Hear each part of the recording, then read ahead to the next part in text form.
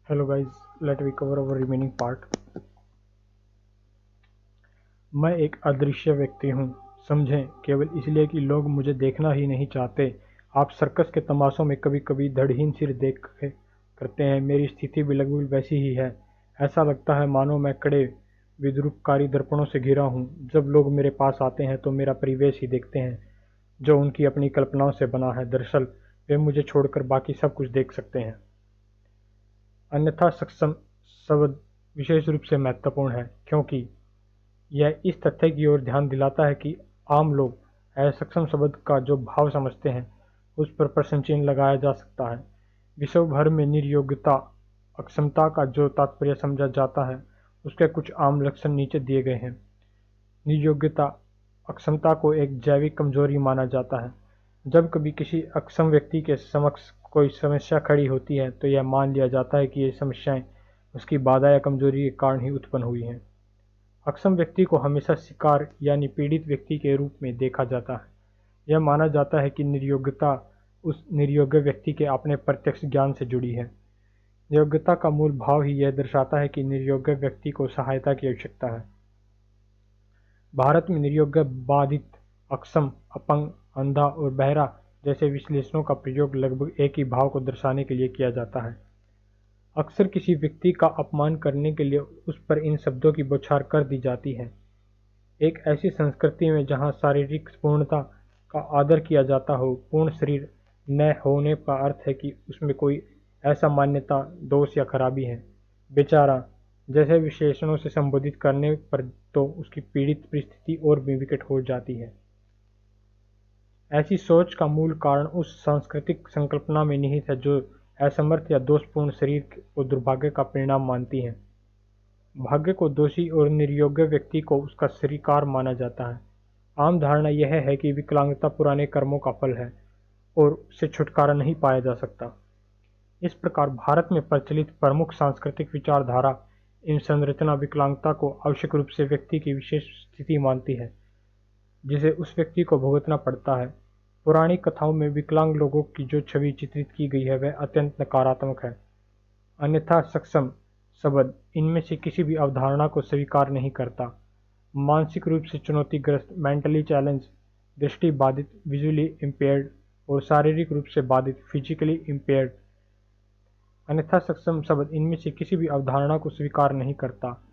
मानसिक रूप से चुनौतीग्रस्त, मेंटली चैलेंज्ड, दृष्टि बाधित, विजुअली इम्पेयर्ड और शारीरिक रूप से बाधित, फिजिकली इम्पेयर्ड जैसे शब्दों का प्रयोग अब पुराने घिसे-पिटे नकारात्मक भाव व्यक्त करने वाले शब्दों जैसे मंदबुद्धि, अपंग अथवा लंगड़ा, लूला आदि के स्थान पर किया जाने लगा है। विकलांग अपनी जैविक अक्षमता के कारण विकलांग नहीं होते, बल्कि समाज ही उन्हें ऐसा बनाता है।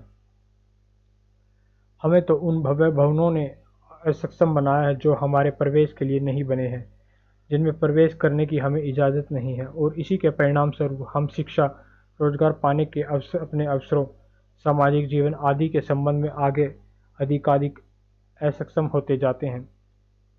असक्षमता तो समाज की संरचना या विचारधारा में ही निहित है, व्यक्ति की शारीरिक दशा में नहीं।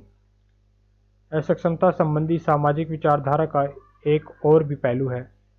असक्षमता और गरीबी के बीच एक अटूट संबंध होता है।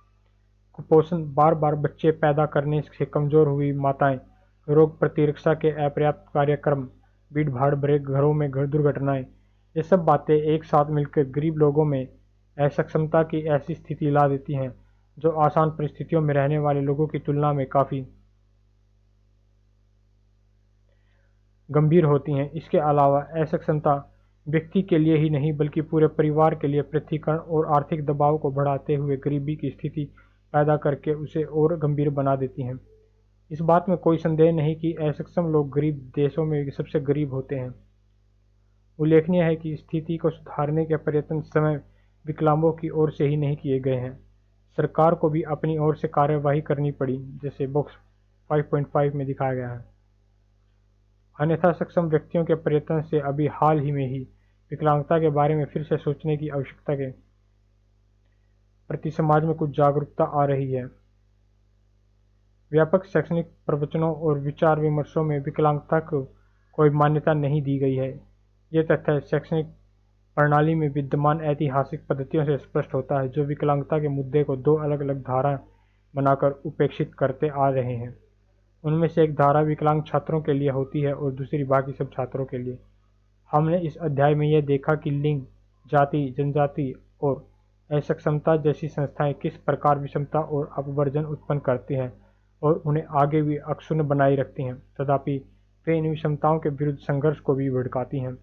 उन्हें ऐतिहासिक तौर पर सामाजिक विज्ञानों में विषमता का भाव वर्ग, प्रजाति और हाल में लिंग संबंधी विचारों से अभिभूत रहा है, लेकिन आगे चलकर जाति और जनजाति जैसी अन्य श्रेणियों की जटिलताओं पर भी ध्यान दिया जाने लगा है।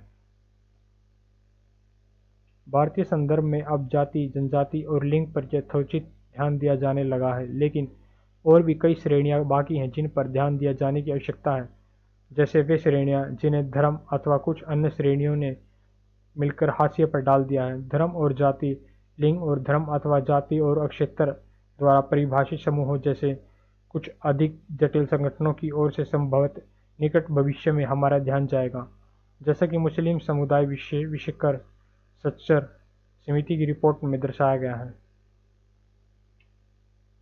Guys, thank you so much for this session. So meet you with upcoming new session. Till that time, take care and bye.